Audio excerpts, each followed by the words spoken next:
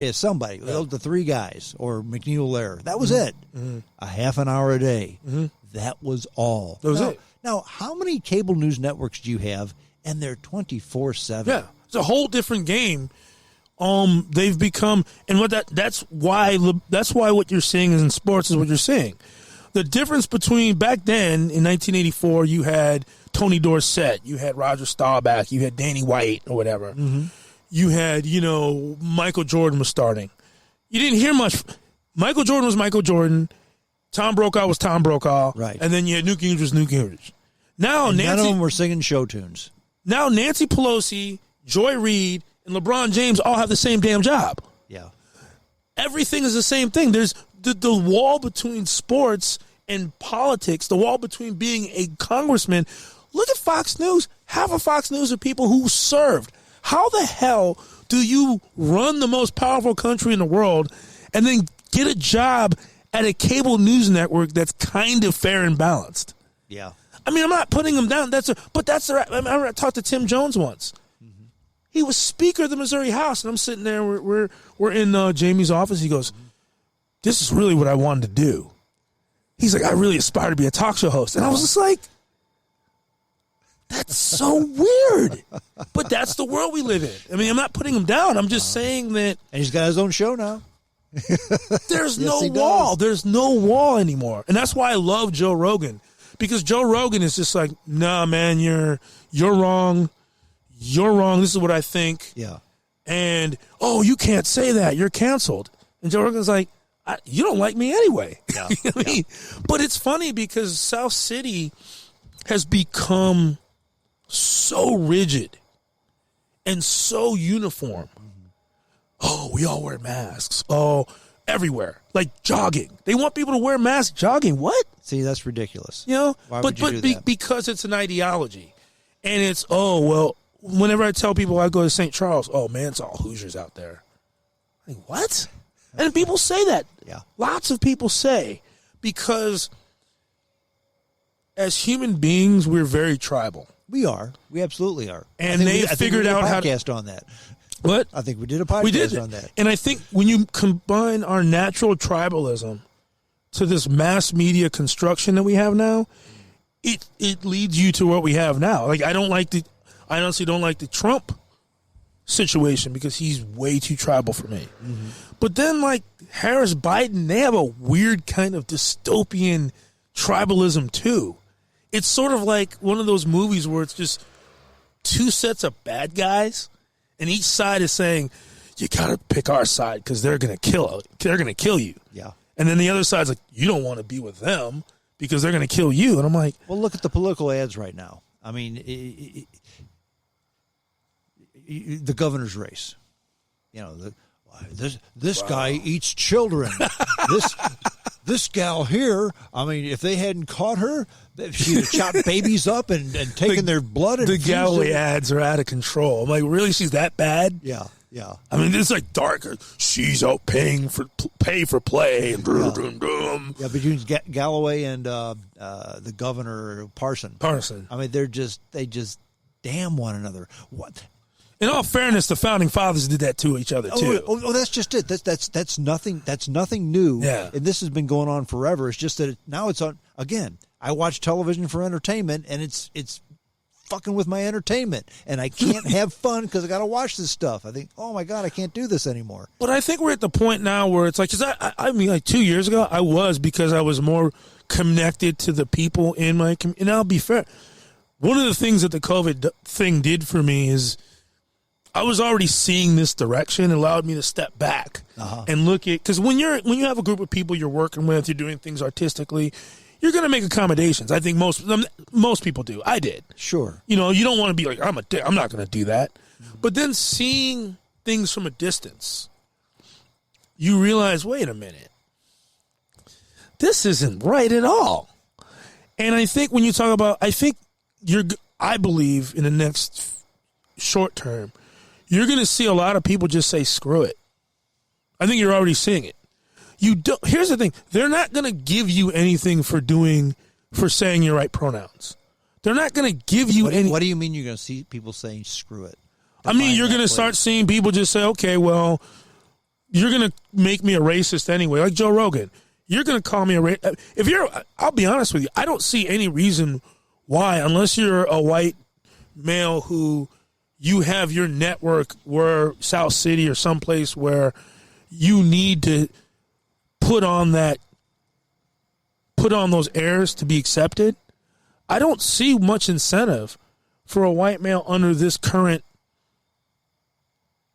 politically correct ideology to even bother with it. And I asked that question of you because I thought that's where you're going. I'm here to tell you, friend, I'm there. Yeah. I'm there right now. I mean,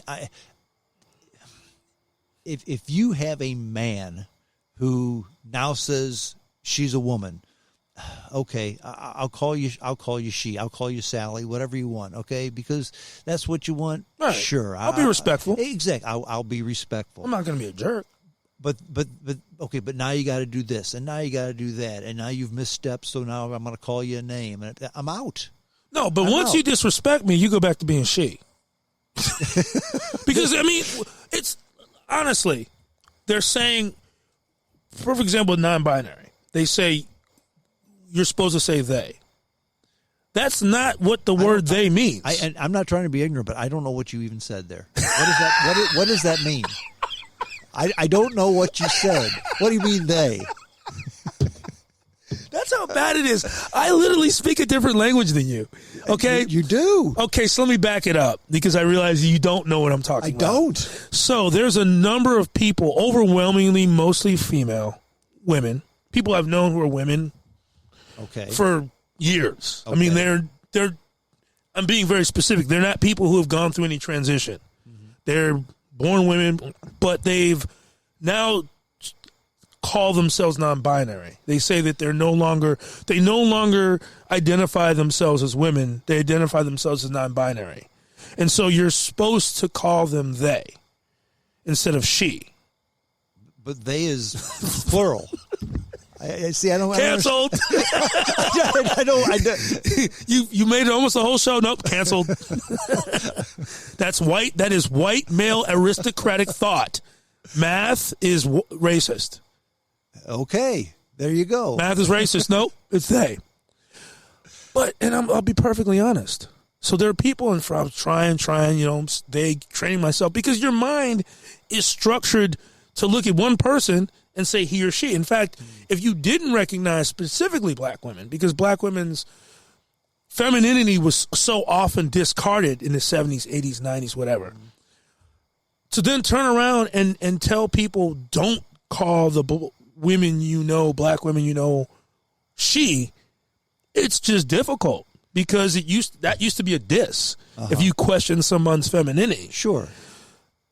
But most of the people that I know personally who demanded that turned around and just went ahead and called me a sexist, right-wing asshole anyway. Well, can you just call them Betty? Can you just call them by their name, or do they not like that? Well, either? yeah. And I know I don't want you to generalize because I know you're not that type of guy. But I know what you're saying. I've tried to do that, but you're surprised how many times you use gender-specific pronouns when you're talking about somebody. Well, sure. So it is a weird way to talk. It's a weird way to talk where you just keep saying the name and so-and-so and so-and-so and Rachel and Rachel and Rachel. I've done it a few times, and it's weird. Like, you're used to using he and she. Male and female pronouns. Sure. And I was really going through the effort, and 90% of those people were like, man, screw you. You're a man, and screw you, boom, boom, boom, boom. And then they started calling straight men cis, and I'm like, well, wait a minute, hold up. Yeah, you just assigned something to me that I don't want to be called. I don't know what that even means. It means that you're gonna. Okay, I'm gonna tell you what that means. What that means is that why is it so funny? All right, it means that you identify with the gender that you were born. Okay. Well, they made a name for it. I fit that mold. Guilty as charged. What they're trying to say is that it's problematic to assume that's normal. It is normal. Right, but that's probably canceled. Okay. You can't say that. If here's what I don't understand. I'm all for tolerance. Right. We should be tolerant of one another because we're all different. Let's be tolerant of this. Right. On this podcast, I had an amaretto alcoholic drink. You had a Coke. Mm-hmm. Okay. So we're different. So I did this. You did that. We're all different. Right. We're all different. Right. But and you can actually, if you want to, you can even celebrate that because that's what makes America what it is. You take the best of everything, right, and you've got something that's nowhere else. Right. But then they're trying to screw that up. Yes, I don't get that because if you're respectful, okay, I used to be a man, now I'm a woman, so you have to call me she. Okay, I'll call you she. Okay, so I'm going to call you sis. Well, I don't want to be called sis. That sounds like sissy, and I don't want anybody to call me that. Well, no, I have to because that's the way it is. Okay, so I have to be tolerant of something that you've just made up. You don't get to have any say because you're a white male. Yeah, see, and that's they literally say that, and you say, which is stupid. And you say that there's going to be a percentage of people who are just going to say, "I'm out, I'm there." Put me in that percentage. You're making things worse for me already. Right, you're making things worse for most black folks because, and again, that's something we're getting where I'm getting with the book is that. Back in the day, they were saying you can't trust any white man. You can't trust any white person unless they're the white people who have bowed to the altar of your liberal, black, whatever stuff. Well, I don't want white friends like that. Those are the most racist people you ever met. White people who call themselves underdogs all the time and are constantly complaining about rich people and constantly complaining about, like, U City, and this is real politically incorrect, but one time I figured something out. Like, in U City, my teachers were just pretty... One day they were talking about how I heard 4 or 5 of them. They didn't know I was there, and this is back in the 80s, and they were talking about how they basically said that the women in West County looked like they were from California, and I'll be honest, they were just these women that weren't the women from West County were very attractive that they were talking about, and they were saying there was something morally wrong with them. And how they were better because they were teachers at a black school. And how that made them morally superior to these good-looking women. And I remember I didn't realize it was there because I was working in a place where they were just blah, blah, blah. And I'm just like, motherfucking give that. And I was kind of, I was like, this whole thing is a scam. Yeah. But that's the game, is that they're trying to stick us with the junkiest people. To me, that I don't want non-confident white people around. I don't want white men who are going to be like, "I'm sorry, let me check my privilege." Yeah, I don't want. Why? I don't want non-confident anybody. Anybody, yeah. No. And I mean, and that's one of the things he gets in with the book is that this white guy who's strong, who has some resources, and he joins up with various other people of different races, and they all decide, "Hey, look, there's people in power. They're assholes. Let's get together and beat them." But the ideology of this liberal, this progressive, woke, whatever the hell it is, says that's wrong. Because if you're a white man who's strong, who helps people, then you're a, quote, white savior. If you're a white person who is weak and is being helped by black people, then those black people, they call you a magic Negro. So this so-called woke ideology is a racist way to sabotage black people from forming connections with white people or Latinos or whatever to get the best team. Let me ask you, is this, in your opinion, is this just a bump in the road, or is this something, just the change that's here to stay?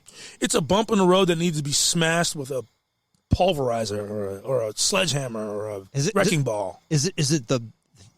Has the COVID mess not helped with that?